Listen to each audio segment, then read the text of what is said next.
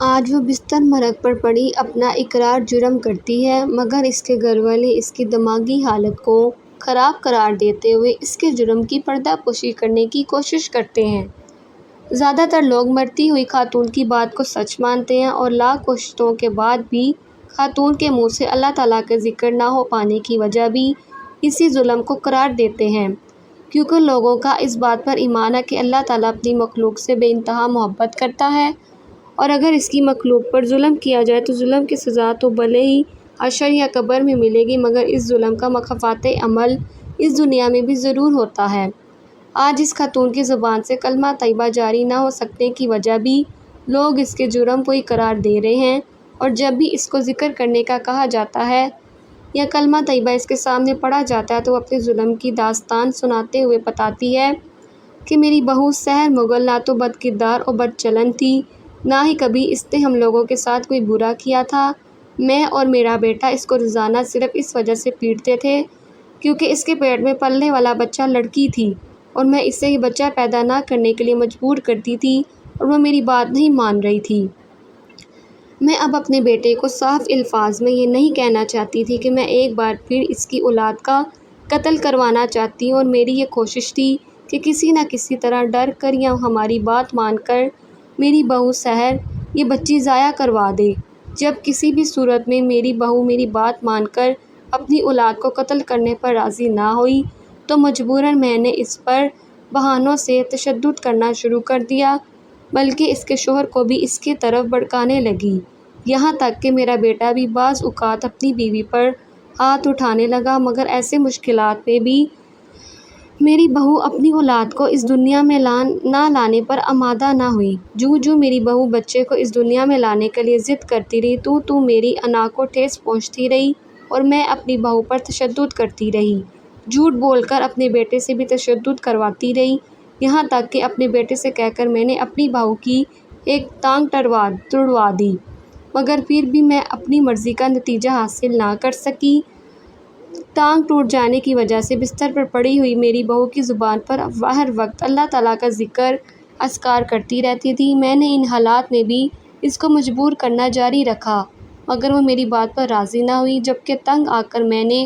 اپنی بہو پر الزام لگا دیا کہ وہ ہم پر کالا جادو کروا رہی ہے۔ اپنی بات کو سچ ثابت کرنے کے لیے میں نے کچھ جعلی عملوں سے لے کر تحویز اور مختلف ایسی چیزیں اپنے گھر میں پھینک دیں جو میرے جھوٹ کو سچ ثابت کر سکتی تھی۔ اس کے بعد میں نے اپنے بیٹے کی ذہن سازی کرنا شروع کر دی، ثبوت کے طور پر بھی کبھی کسی جانور کی سیری لا کر دکھاتی،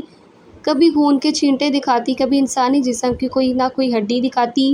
کبھی جانوروں کی کوئی نہ کوئی ہڈی اور گوشت کا ٹکڑا دکھاتی ہوں، یہاں تک کہ میں نے اپنے بیٹے کے ذہن میں بھی اس کی بیوی کے خلاف شک ڈال دیا، اور اسی کی بنیاد پر میرا بیٹا اپنی بیوی کو طلاق دینے کے لیے راضی ہو گیا۔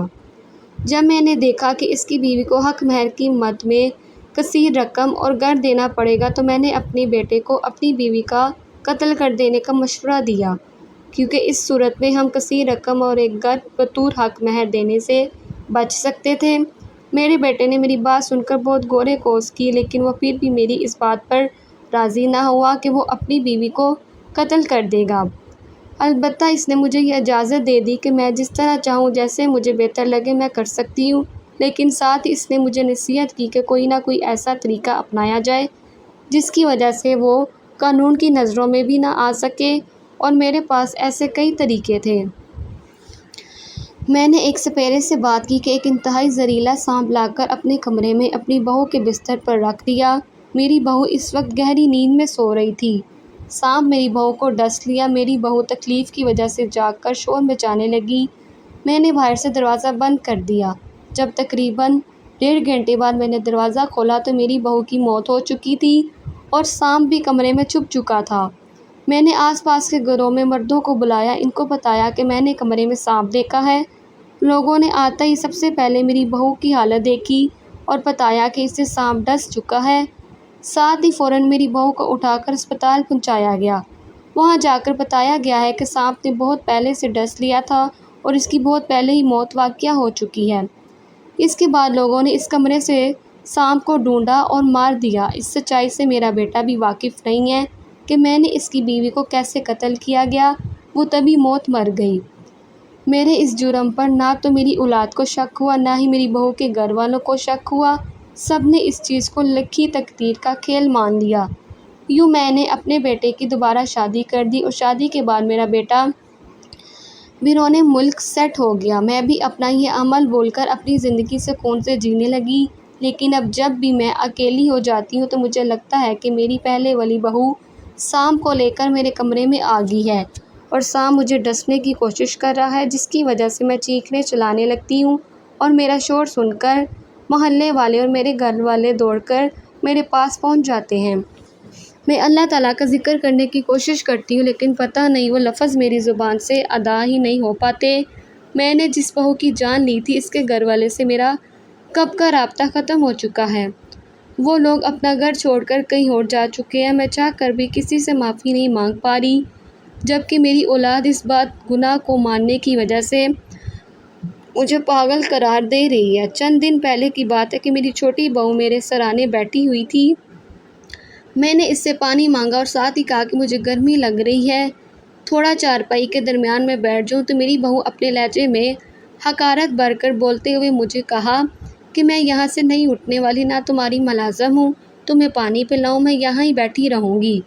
بلکہ میری تو خواہش ہے کہ گرمی سے تمہارا دم گھٹ کر تمہاری موت ہو جائے۔ اپنی بہو کی بات سن کر مجھے اپنی پہلی بہو پر کیا گیا ظلم ستم یاد آ گیا، لیکن اب میری چاہ کر بھی اس جرم کا کوئی کفارہ نہیں ادا کر پا رہی، اور میں جب آپ لوگوں کو اپنی آپ بیتی سناتی ہوں تو میری اولاد مجھے پاگل قرار دیتی ہے۔ مگر یہ سچ ہے کہ میں نے اپنی پہلی بہو کو صرف اس لیے قتل کر دیا تھا کہ اس کے پیٹ سے جنم لینے والی پہلی اولاد بیٹی تھی اور مجھے شدید خواہش تھی کہ میرا پوتا پیدا ہو۔ میرا یہ جرم میری زندگی کا سب سے بڑا گناہ ہے اور اسی قتل کی آج میں سزا بھگت رہی ہوں۔ میں نے اس ایک جرم میں کئی سارے بڑے بڑے گناہ کر لیے ہیں۔ میں نے ایک پارسا لڑکی پر ایک بہتان باندھ دیا ہے، میں نے 2 انسانوں کی جان لے لی ہے، میں نے کسی کا گھر تباہ کر دیا ہے۔ میرا آپ لوگوں کو سچ بتانے کا مقصد یہ ہے کہ کبھی بھی آپ لوگ اپنی زندگی میں ایسی کوئی حرکت نہ کرنا جس کی وجہ سے مرتے وقت تمہاری زبان پر کلمہ طیبہ بھی جاری نہ ہو سکے اور تمہاری زبان اللہ تعالیٰ کے ذکر سے تر نہ ہو سکے۔ اگر ہماری ویڈیو پسند آئے تو ہمارے چینل کو سبسکرائب کریں۔ ملتے ہیں نیکسٹ ویڈیو میں۔ اللہ حافظ۔